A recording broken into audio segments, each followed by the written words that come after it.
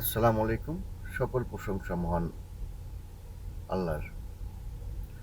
আল্লাহর দরবারে লাখো কোটি শুকরিয়া জ্ঞাপন করি যে মহান রাব্বুল আলামিন মৃত্যু নামক ঘুম থেকে জাগ্রত করে সুন্দর একটি কুয়াশা ভরা সকাল দেখার তৌফিক দান করেছেন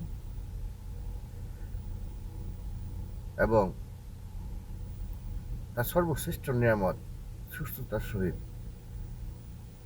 সবাইকেই যার যার কর্মস্থলে যাওয়ার তৌফিক দান করেছেন।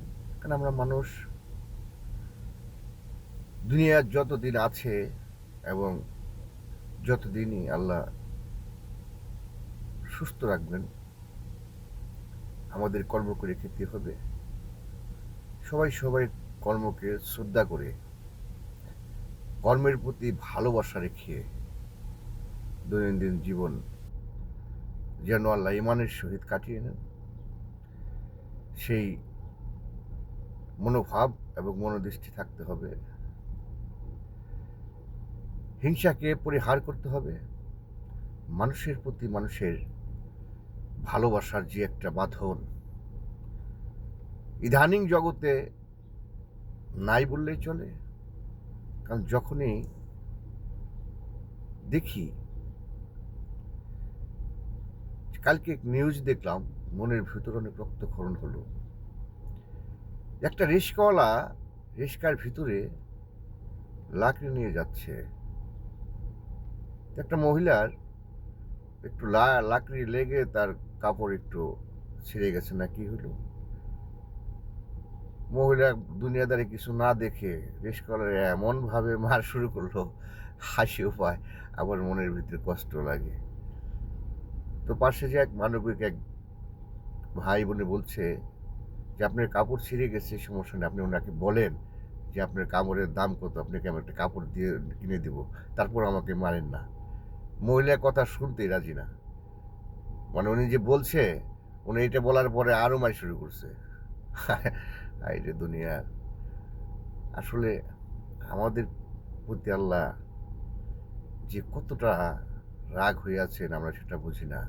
এই জন্য আমাদের সহনশীলতা নাই, মানবতা নাই, শুধু গীবতে লিপ্ত আছি এবং কি মানে ইজ্জত সম্মান কাকে বলে সেটা আমরা ভুলেই গেছি। সর্বস্তরের মানুষই এখন দেখি যে আগে যে একটা ভালোবাসা ছিল, মানুষের প্রতি একটা আন্তরিকতা ছিল।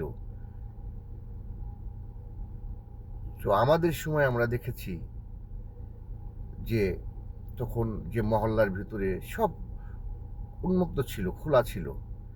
এখনো এক একজন বাড়িতে বাড়ি এমনভাবে বাড়ি করেছে, তাকে ফোন করে তারপরে গেট খুলতে হয় বা কলিং বেল টিপে তারপরে তাকে এনে তারপর তার বাড়ির ভিতরে ঢুকতে হয়।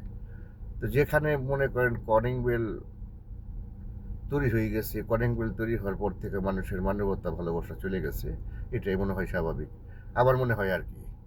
তো যাই হোক, আল্লাহ যেন সবাইকে হেদায়েত দান করে এবং সবার প্রতি সবার সহনশীলতা ও ভালোবাসা তৈরি করে দেয় এবং আল্লাহর প্রতি আনুগত্য এবং আমাদের যে একদিন চলে যেতে হবে সেটা যেন আমরা স্মরণ করি এবং স্মরণ থাকে।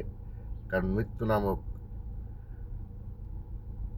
যে আমাদের সবাইকে মৃত্যু বরণ করতে হবে, তো এটা মনে হয় আমরা ভুলেই গেছি। তা না হলে মানে দেশের মানুষ এমন অনাকাঙ্ক্ষিত অরাজকতা এবং বিশৃঙ্খলা করতে পারতো না, আমার মনে হয় না। তো যাই হোক, আল্লাহ সবাইকে হেদায়েত দান করুক, আল্লাহর দরবারে সেই কামনা করি সর্বদা।